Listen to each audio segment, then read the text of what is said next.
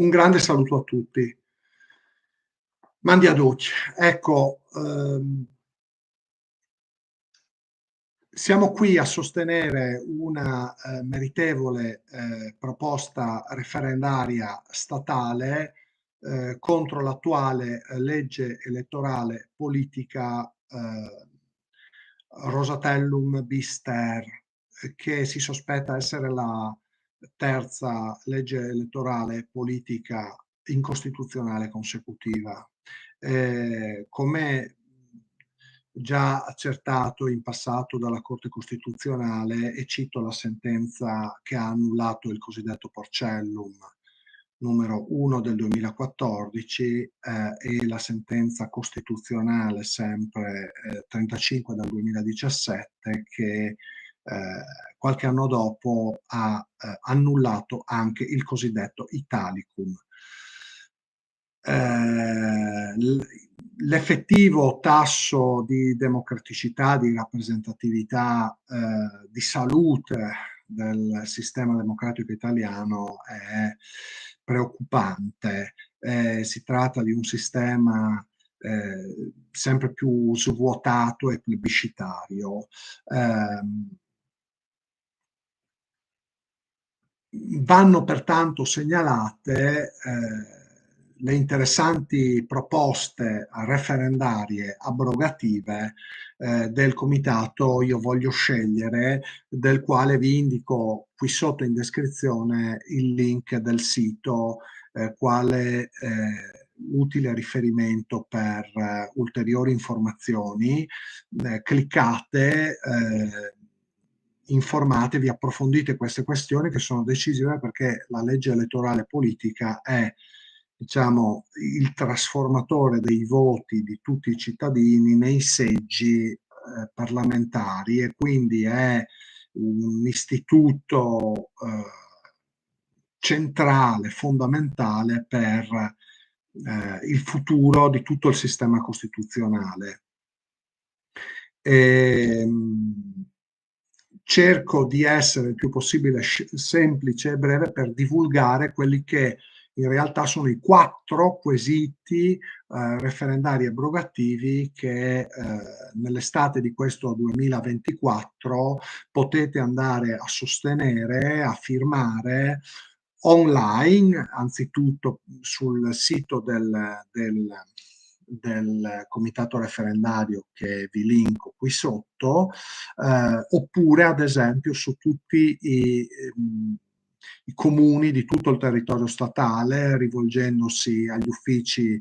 anagrafici, all'ufficio elettorale del comune di residenza, previa identificazione. Tutti gli elettori su tutto il territorio statale potranno andare ad apporre la loro firma anche cartacea, ad esempio, allo sportello, per dare una mano in questi mesi estivi a smuovere le acque e a sostenere queste lodevoli iniziative che stanno tentando quantomeno di aprire un dibattito sullo stato di salute della nostra democrazia, che è tutt'altro che matura e anzi claudicante.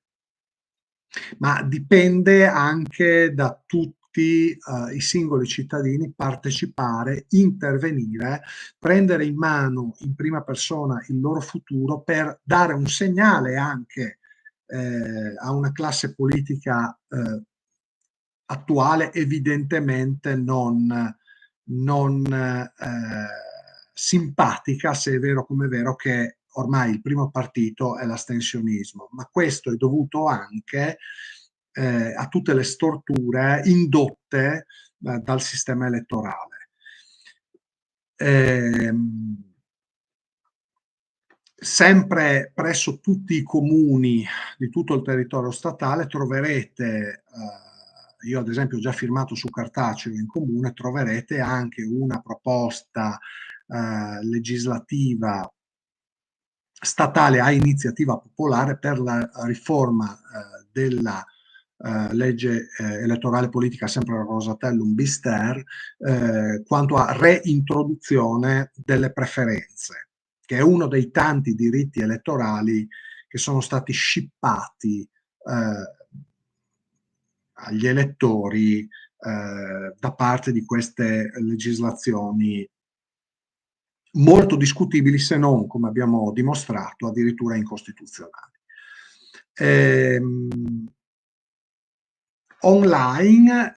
Anche online potete firmare quelli che sono i 4 quesiti referendari abrogativi che potrebbero risultare maggiormente incisivi. Il referendum a livello statale è un istituto esclusivamente abrogativo, per cui vi sono anche dei limiti tecnici a quelli che sono stati i quesiti proposti, che comunque toccano le questioni più importanti, le criticità più rilevanti di questa legislazione. Il primo, qui i moduli per la raccolta firme cartacea di questa estate, riguarda il divieto di voto disgiunto, ovvero sia i vincoli al voto congiunto tra le due parti di questo sistema misto, perché non si comprende come possano giustificarsi questi vincoli contrari alla libertà degli elettori quando, ad esempio, a livello regionale, ma anche per le elezioni amministrative nei comuni più grandi, è viceversa riconosciuta la possibilità di voto disgiunto, mentre la legislazione elettorale statale, il Rosatellum Bister, addirittura per il Parlamento statale, è viceversa totalmente bloccato, perché al voto dato sulla parte plurinominale proporzionale deve necessariamente corrispondere diciamo un altro voto necessariamente corrispondente sulla parte uninominale maggioritaria, mentre ad esempio un altro sistema misto come il Mattarellum, maggiormente compatibile con la Costituzione, viceversa riconosceva la massima libertà agli elettori, ad esempio con la doppia scheda alla Camera o lo scorporo al Senato, rendendo tra loro reciprocamente indipendenti le due parti del sistema misto. Viceversa il Rosatellum Bister blocca tutto, e questo è il modo che il legislatore ha escogitato per inserire un premio di maggioranza criptato, chiamiamolo così, al fine di eludere ben 2 giudicati costituzionali che sono rimasti sostanzialmente inadempiuti, per cui è questa una questione della massima importanza, che è sicuramente la principale, ma ve ne sono molte altre. Ad esempio il secondo quesito riguarda l'abrogazione delle soglie minime di accesso ai seggi, ovvero sia gli sbarramenti, che decapitano gli effetti di molti voti, di sempre più voti dopo la riforma costituzionale che ha tagliato i seggi parlamentari, soprattutto al Senato e soprattutto nelle regioni più piccole come la nostra, Friuli, Trattino, Venezia Giulia, o per fare altri esempi in Basilicato, in Molise. Insomma, è chiaro che gli sbarramenti naturali sono diventati esorbitanti per effetto della legge costituzionale 1 del 2020, e quindi necessario intervenire con questo secondo quesito, il cui obiettivo è quello di eliminare gli sbarramenti artificiali aggiunti dal Rosatellum Bister, rispetto alla cifra elettorale minima necessaria per la conquista di almeno un seggio, anche al fine di riconoscere diritto di tribuna soprattutto alle minoranze e come non tutelare anche le minoranze in un sistema democratico che voglia dirsi compiuto e maturo. Ed ecco qui il terzo quesito, che riguarda l'attuazione concreta ed effettiva di un basilare principio d'uguaglianza tra tutti i partiti, vecchi e nuovi, grandi e piccoli, deboli e potenti, parlamentari ed extraparlamentari. Non si comprende per quali motivi i partiti già rappresentati in Parlamento vengano addirittura esentati dalla raccolta delle sottoscrizioni elettorali necessarie per le candidature, mentre insomma, ai più piccoli e ai deboli vengano imposti viceversa oneri addirittura giugulatori per le candidature. Viceversa, uno dei principi fondamentali della materia elettorale dovrebbe essere il favore per la partecipazione. Dovrebbero essere gli elettori a valutare le proposte politiche e soprattutto bisogna avvicinare maggiormente gli eletti agli elettori, facendo dipendere anche le candidature e non solo le elezioni nuovamente dalla base popolare, che viceversa è tagliata fuori da una reale influenza sugli eletti, i quali rispondono sempre più ai capi partito che anche grazie a queste legislazioni elettorali politiche incostituzionali riescono a controllare e pilotare le assemblee legislative, rendendo più agevole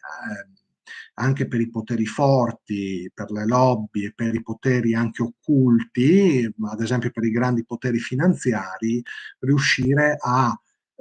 calare dall'alto decisioni che non rispondono più agli interessi della base elettorale popolare. Perché? Perché ad esempio i candidati dei maggiori partiti parlamentari, ad esempio, non hanno affatto bisogno del sostegno popolare, ad esempio per la candidatura, mentre le attuali regole tengono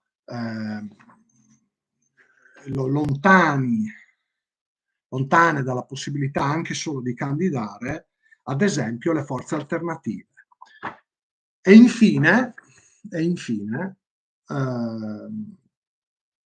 vi è un quarto quesito sull'abolizione delle pluricandidature, perché è ovviamente insomma, evidente come risulti troppo facile venire eletti se è possibile candidarsi in svariati luoghi, in svariati collegi, in svariate circoscrizioni. Per cui al fine di avvicinare anche dal punto di vista territoriale gli eletti agli elettori e anche al fine di garantire la correttezza delle competizioni elettorali in condizioni di effettiva uguaglianza, è sicuramente auspicabile il nostro sostegno a questo come a tutti gli altri quesiti. Ecco. Quindi l'invito è davvero a approfondire e sostenere queste grandi questioni, ad esempio con la firma, in questo periodo estivo. È già partita la raccolta delle firme, può essere anzitutto digitale perché chi è digitalizzato, previa autenticazione, può sottoscrivere direttamente sul sito del comitato referendario e quindi può sostanzialmente autogestire la propria sottoscrizione elettorale a sostegno di questa iniziativa, mentre chi non fosse digitalizzato è invitato a rivolgersi agli uffici elettorali dei propri comuni di residenza per apporre, previa identificazione, la propria firma cartacea, no? Sui moduli. Chi avesse problemi di accesso agli uffici comunali può ad esempio cercare altri autenticatori come sono ad esempio i legali, per legge già da qualche anno, in molti sono disponibili sul territorio e anche noi presso lo studio legale Bulfone in via Aquileia 22 a Udine siamo a disposizione in questo mese di luglio 2024 per ricevere eventuali sottoscrittori che avessero problemi nei giorni infrasettimanali, dal lunedì al venerdì, dalle 15 alle 18, in un orario pomeridiano che credo e spero possa risultare più comodo anche per chi di voi magari ha problemi di lavoro e al mattino non combina. Vi indico in descrizione anche il sito con tutte le informazioni di contatto di uno studio legale che si trova a Udine, ad esempio, quindi in posizione centrale per tutta, diciamo, la regione friulana, e può essere un utile punto di riferimento per chi non combinasse a firmare altrimenti. Ecco, quindi stiamo cercando davvero nel poco tempo che è a nostra disposizione di fornire una possibilità concreta ed effettiva di adesione a queste iniziative che vanno sostenute trasversalmente a prescindere dalla appartenenza democratica di tutti e di ciascuno nell'interesse della compatibilità costituzionale delle legislazioni elettorali fondamentali, che sono la base per la costruzione e il rinnovamento di un sistema democratico più equilibrato, effettivo e non plebiscitario, ecco, non svuotato, non meramente formale. Per cui davvero l'invito è quello a sostenere il comitato referendario, a sostenere questi quesiti, a sostenere queste proposte per fare quantomeno un tentativo per avviare un dibattito che possa portare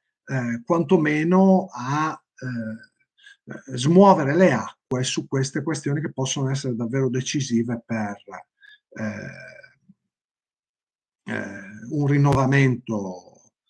di tutto il sistema democratico, come avvenne ad esempio nel passaggio tra la cosiddetta prima e la seconda repubblica, proprio attraverso lo strumento referendario. Anche se queste proposte hanno i loro limiti che sono imposti anche dalla tecnica di redazione dei quesiti, che insomma deve rispondere a presupposti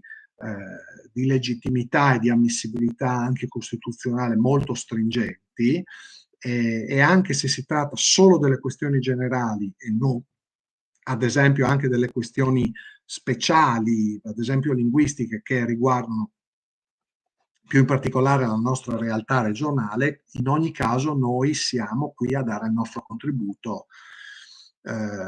insomma in Friuli a queste proposte che sono nell'interesse comunque generale anche nostro, e quindi insomma l'invito non può essere se non quello di